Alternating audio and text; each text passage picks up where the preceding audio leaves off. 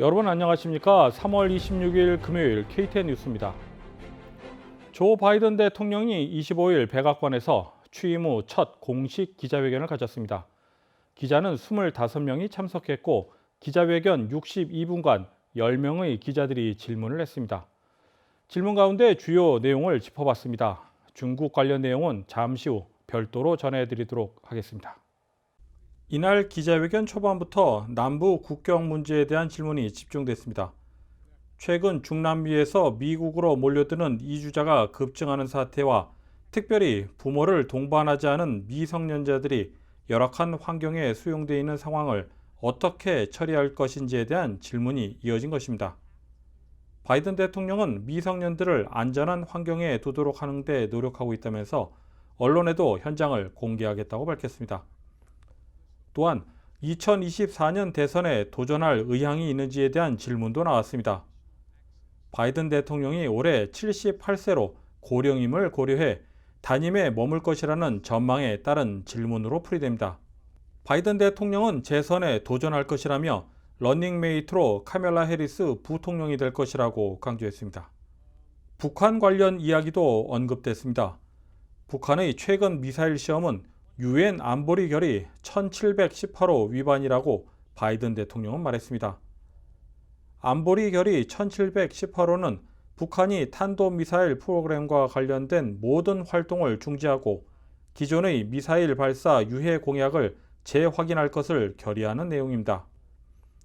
바이든 대통령은 이 문제에 대해 동맹, 협력 국가들과 협의 중이며 북한이 긴장 고조를 선택한다면 대응이 있을 것이라고 경고했습니다. 한편 최근 논란이 되고 있는 아시아계 주민들에 대한 혐오 범죄 증가에 대한 문제는 질문이나 언급도 없었습니다. 일각에서는 이번 기자회견에서 바이든 대통령이 두서없이 이야기를 하는 등 실수하는 모습이 나오기도 했다고 지적했습니다. 어제인 25일 저녁 둘루스 소재 뷰티 메스탑 주차장에서 애틀란타 총격 사건 희생자를 추모하고 아시아계를 겨냥한 증오 범죄를 규탄하는 촛불 집회가 열렸습니다. 애틀란타 아시안 혐오 범죄 중단 촉구 비상대책위원회가 주최한 이날 집회에는 샘박 주 하원 의원을 비롯해 민주당 소속 정치인들이 다수 참가해 증오 범죄 중단을 촉구했습니다. 집회 참가자들이 아시안 혐오 범죄 중단을 요구하는 피켓을 들고 있습니다. 애틀란타 아시안 혐오 범죄 중단 촉구 비상대책위원회 김백규 위원장은 아시아계에 대한 혐오 범죄로 무고한 생명이 희생됐다며 우리도 다 같은 미국인이라고 역설했습니다. We are citizens and regular members of this great nation. Like everyone else, we were on the business and pay taxes, participating in elections, and we have the rights to demand the safety and protection for us and our family. 이날 집회는 이번 총격 사건 희생자 이름을 한 명 한 명 거론한 후 기독교와 천주교 그리고 불교와 이슬람교 등 종교인들이 참석해 희생자들을 애도하고 평화를 기원했습니다. 비가 내리는 가운데서도 참가자들은 우비와 우산을 쓴 채 아시안 혐오 범죄 중단을 외치며 주의 차량 경적 시위도 함께 진행됐습니다. 이날 집회에는 샘박 주 하원 의원을 비롯해 캐롤린 보르도 연방 하원 의원 등 다수의 정치인들이 연사로 나와 아시안 증오 범죄 중단을 촉구했습니다. 캐롤린 보르도 연방 하원 의원은 이번 사건에 대한 입장을 밝혔습니다. I know a lot of people have been subject to threats and a lot of concern, and of course we saw the terrible shooting that happened last week, and that is unacceptable. I'm here to stand with the Asian American community, and we are also going to work on legislation. 한편 이날 집회 참가자 중에는 한국계를 비롯해 중국계, 베트남계 등 아시아는 물론 흑인과 백인들도 참가해 증오 범죄 중단을 촉구했습니다. KTN 뉴스 스티븐입니다. 다음은 매주 금요일 전해드리는 스포츠 소식입니다. 메이저리그 야구 시즌이 오는 4월 1일 개막합니다. 메이저리그 야구 소식과 함께 스포츠 관련 소식을 배준경 기자가 종합했습니다. 호크스가 이번 주말 2개의 경기를 앞두고 있습니다. 호크스는 오늘 저녁 10시 골든 스테이트 워리어스 원정 경기를 치룰 예정입니다. 더불어 일요일에는 콜로라도로 넘어가 저녁 9시 덴버 너게츠와 경기를 치룹니다.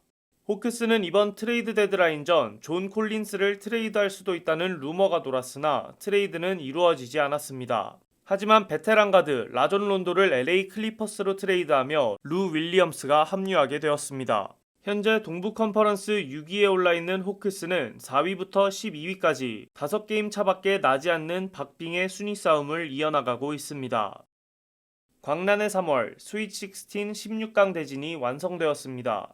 이번 주 토요일과 일요일 펼쳐질 16강 대진에서는 하위 시드 팀들의 선전이 눈에 띕니다. 우선 2번 시드와 7번 시드를 격파하며 올라온 이변의 주인공 오랄 로버츠 대학은 3번 시드 아칸소 대학을 상대합니다. 퍼스트 4경기부터 올라온 11번 시드 UCLA는 2번 시드 엘라베마를 상대합니다. 1번 시드 팀 4개 중 3개의 팀이 16강에 진출한 가운데 탈락한 1번 시드인 일리노이를 잡았던 로욜라 시카고는 4번과 5번 시드를 상대로 승리한 12번 시드 오레곤 주립대학을 상대합니다. 과연 하위 시드 팀들이 이변을 이어나갈 수 있을지, 상위 시드 팀들이 자신의 시드를 증명할 수 있을지 광란의 3월은 계속 뜨거워지고 있습니다. 골프 소식입니다. 오스틴 텍사스에 위치한 오스틴 컨트리 클럽에서 월드 골프 챔피언십 델 테크놀로지 매치 플레이 챔피언십이 진행되고 있습니다.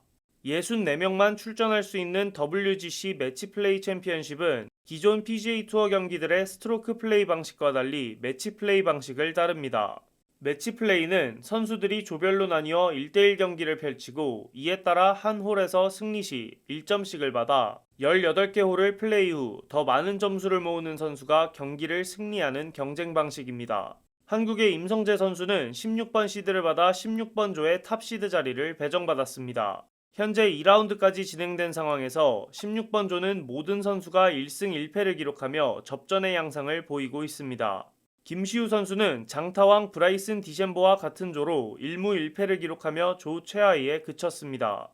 세계 랭킹 1위 더스틴 존스는 1승 1무로 한 경기만 더 이기면 조별 스테이지를 통과할 것으로 보이지만 세계 랭킹 2위인 저스틴 토마스는 2연패를 당해 16강 진출이 불가능해졌습니다.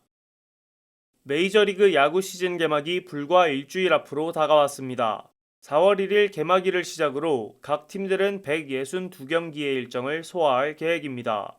이번 시즌의 플레이오프는 기존의 10개 팀에서 확대된 16개 팀이 참여한다고 알려졌습니다. 특히 이번 시즌을 맞아 한국 KBO에서 활약하던 김하성 선수와 양현종 선수가 메이저리그에 도전하면서 기존의 류현진, 최지만, 그리고 김광현에 더불어 더 많은 한국 선수들이 활약할 전망입니다. 작년에는 취소되었던 올스타전은 올해는 7월 13일 애틀랜타 브레이브스의 홈구장인 트루이스트 파크에서 열릴 예정입니다. 애틀랜타 브레이브스의 시즌 첫 경기는 필라델피아 필리스 원정 경기입니다. KTN 뉴스 배준경입니다. 다음은 코로나19 소식입니다. 조지아주의 코로나19 확산세가 지난주 대비 10%나 증가했습니다.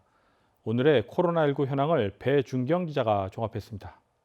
3월 26일 오후 2시 50분 기준 미국 내 코로나19 누적 확진 환자는 3,081만 4,810명, 누적 사망자는 56만 318명입니다. 어제 하루 동안 신규 확진 환자는 76,410명 늘었고 신규 사망자는 1,385명 증가했습니다. 주별 누적 확진 환자는 캘리포니아, 텍사스, 플로리다, 뉴욕, 일리노이 순으로 많습니다. 주별 누적 사망자는 캘리포니아, 뉴욕, 텍사스, 플로리다, 펜실베니아 순으로 많습니다. 다음은 조지아주 코로나19 현황입니다. 오후 2시 50분 집계에 따르면 조지아주의 누적 확진 환자는 84만 7,805명, 누적 사망자는 16,417명으로 집계됐습니다. 신규 확진 환자는 1,060명 증가했고 신규 사망자는 81명 증가했습니다. 항원검사 양성 판정자는 누적 20만 5,215명, 신규 599명입니다. 다음은 카운티별 집계입니다. 기넷 카운티 누적 확진 환자 83,046명, 누적 사망자는 982명입니다. 목요일 대비 신규 확진 환자는 93명 늘었고 신규 사망자는 8명 늘었습니다. 풀턴 카운티 누적 확진 환자 77,877명, 누적 사망자는 1,172명입니다. 신규 확진 환자는 102명 늘었고 신규 사망자는 3명 늘었습니다. 캅 카운티 누적 확진 환자 57,744명, 누적 사망자는 904명입니다. 신규 확진 환자는 86명, 신규 사망자는 5명 늘었습니다. 디캡 카운티 누적 확진 환자 54,554명, 누적 사망자는 855명입니다. 신규 확진 환자는 95명, 신규 사망자는 6명 늘었습니다. 홀 카운티 누적 확진 환자 24,338명, 누적 사망자는 407명입니다. 신규 확진 환자는 12명, 신규 사망자는 3명 늘었습니다. 이상 오늘의 코로나19 현황이었습니다.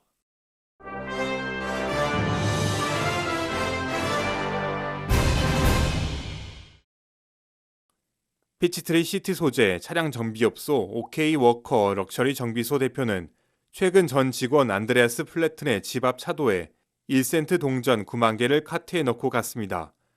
쌓여있던 동전 더미 위에는 급여 명세서가 든 하얀 봉투가 얹혀져 있었고 봉투에는 노골적인 욕설이 적혀 있었습니다. 정비소 매니저로 일했던 플래튼은 약속한 퇴근 시간이 잘 지켜지지 않아 대표와 불화를 겪다 지난해 11월 퇴사했고 이후 밀린 임금 $915를 3개월이 지나도록 받지 못하자 노동부에 신고하기에 이르렀습니다. 플래튼은 동전에는 차량용 기름까지 묻어있어 동전을 닦는데 2시간이 소요됐다고 덧붙였습니다. 한편 연방노동부에 따르면 급여를 어떤 형태의 화폐로 지급해야 하는지 명시하는 규정은 없는 것으로 알려졌습니다. 놀크로스시가 여성을 기념하는 전시회를 진행 중입니다. 5세 이야기라고 명명된 이번 전시회에는 1880년대부터 1950년대까지 리더십을 가지고 여성들의 선구자 역할을 했던 10명의 여성을 선정해 그들이 입었던 옷을 통해 그들의 이야기와 강인함에 대해 배울 수 있는 시간을 마련했다고 발표했습니다. 가족 친화적이라고 소개된 이번 전시회는 17 콜리지 스트릿에 위치한 더 팩토리에서 진행될 것으로 알려졌습니다. 전시회는 오늘부터 4월 5일까지 이어집니다. 스와니시가 이번 주 토요일 저녁 6시 30분 조지 피어스 공원에서 이스터에그 릴레이 행사를 개최합니다. 이번 행사는 이스터 관련 게임과 릴레이가 이어지고 여러 기념품들이 준비될 것으로 알려졌습니다. 더불어 이스터에그 장식 이벤트 등 가족 단위 참여가 가능한 전연령 행사로 발표되었습니다. 조지 피어스 공원은 55 뷰포드 하이웨이에 위치해 있습니다.